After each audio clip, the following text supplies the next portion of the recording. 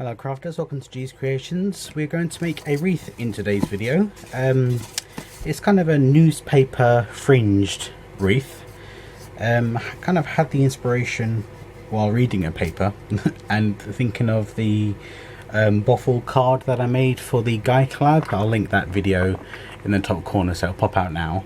I'm going to use this wreath form from Hobbycraft. I believe this wreath form is approximately 13 inches, maybe 14 inches. So I'm going to use that. I've got my hot glue gun warming up. I've got these wooden maple leaves that I'm going to use, but they're in the sorted sizes, and I've already painted some using my acrylic paint in the gold and the silver. So I've got another pack, but I just want to show you what they look like, and they're like this, so they're all wooden with kind of a whitewash, but I've already painted some gold and silver. Now I'm going to cut this piece of paper. Now this paper is closed, so I'm going to cut it so it's approximately, how big is that? That's probably about 2 inches. Yeah, I'm going to do a 2-inch cut all the way across. Now this doesn't have to be precise by any means, and using the shredding scissors, which you can get from my store, so there'll be a link for my store that will pop out now. So using the shredding scissors, I'm going to go almost all the way down, so it leaves me with about ½ an inch at the base. That's about ½ an inch that I'm leaving at the bottom, and you should do that all the way across. So your paper looks like this.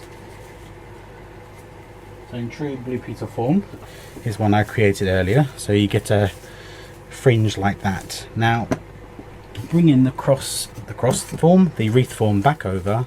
Let's move those paints because I don't really need them. And taking off the first layer,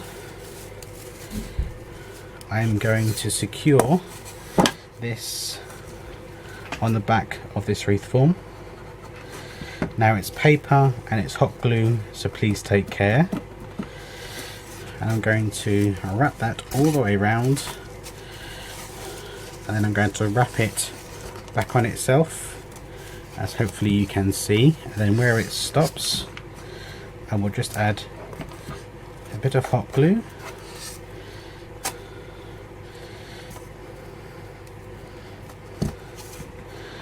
and then put some hot glue on it for the next piece.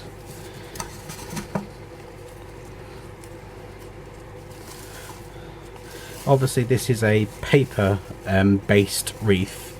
These twists, these fringes are paper, so I wouldn't recommend that you put this out in the elements. If you're going to put it out, then put it under a sheltered arch or sheltered doorway, and then bring it in if it gets too rainy. So that one stops there, so I will put some hot glue on the back, and then start off where the last one ended with the next layer, and I'm going to continue to do.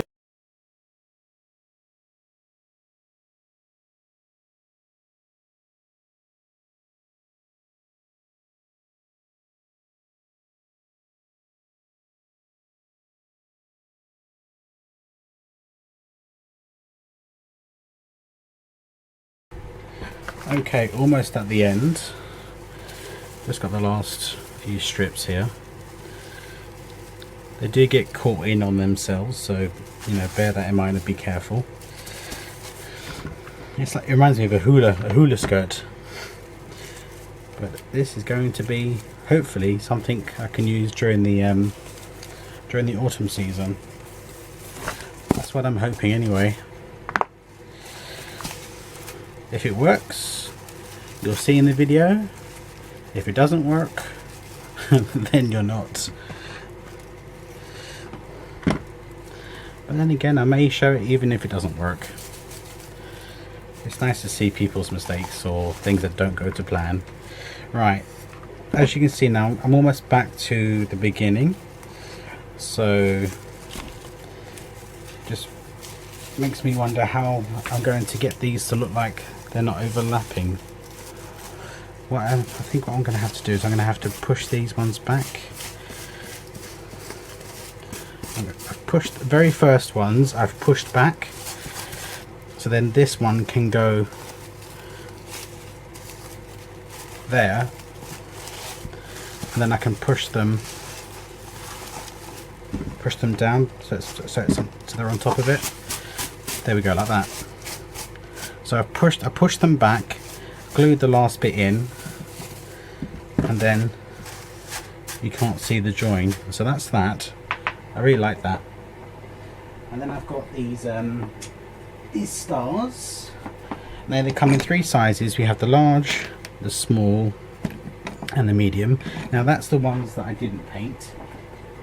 I'm just going to bring over the ones I painted. I thought the gold and silver would go quite nice with the with the text. I'm going to have them to, I think I might have them clustered to one side.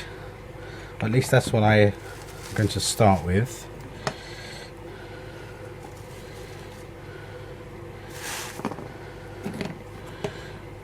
And I think I'm going to have some so they're on top. Maybe have another one of you underneath, so it gives that grey one something to rest upon.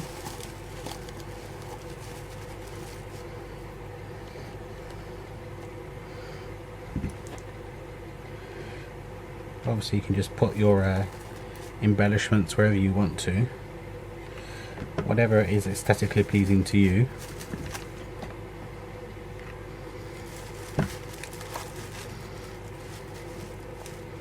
And because it's paper underneath, it's going to adhere to that glue really well. Ouch!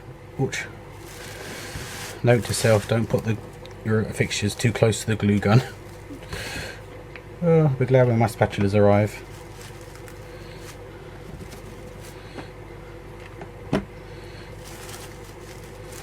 I'm just kind of clustering them around this particular edge, and then once it's all done, I shall go over it with my heat tool.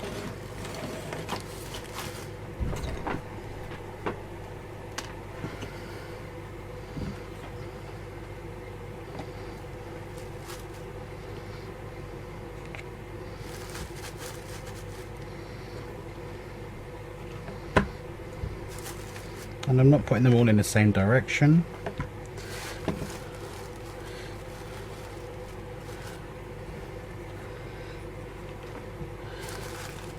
And as you can see, I'm putting some on top of the others.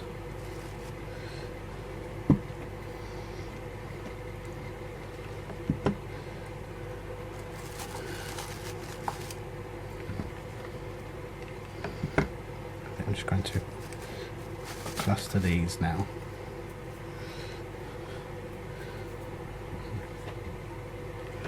Definitely need to go over this with my heat tool.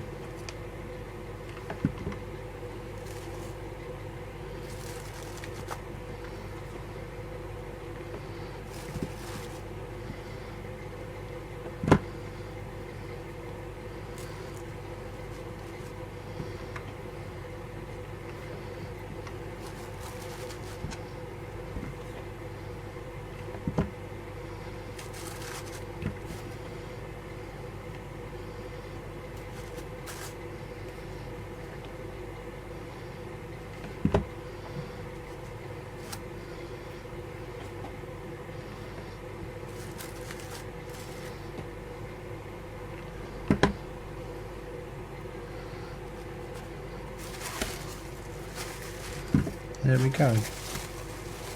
I really like that. That's very unusual. I saw these on a craft store on eBay, and I just fell in love with them. They weren't exactly cheap. It was $3.99 per bag, so I didn't think that was overly cheap, but I've never seen anything like them before. So I thought I'd get a couple of bags and use one bag for this particular craft, and then have one for my stash. So it can be used in so many different ways, but there we go. I need to use my heat tool, but obviously on a low temperature, because obviously this is paper, so just bear that in mind.